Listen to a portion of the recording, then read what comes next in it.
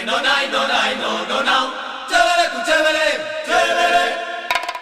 A mi papá el chocolate le pagaron su salario y sin pensarlo dos veces salió para malgastarlo. Una semana de juerga y perdió el conocimiento. Como no volvía a su casa, todos le daban por muerto. Y no estaba muerto, no, no. Y no estaba muerto, no, no. Y no estaba muerto, no, no. Estaba tomando caña, le, y no estaba muerto, no, no.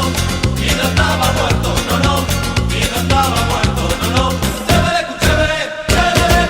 Pero al cabo de unos días de haber desaparecido, encontraron uno muerto, un muerto muy parecido. Le montaron un velorio que le rezaron la novena, le perdonaron sus deudas y lo enterraron con pena. Y no estaba muerto, no, no. Y no estaba muerto, no, no. Y no estaba muerto, no, no.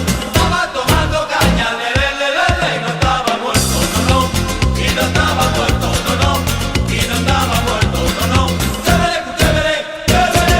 Pero un día se apareció, lleno de vida y contento, diciéndole a todo el mundo: ¡Hey! se equivocaron de muerte.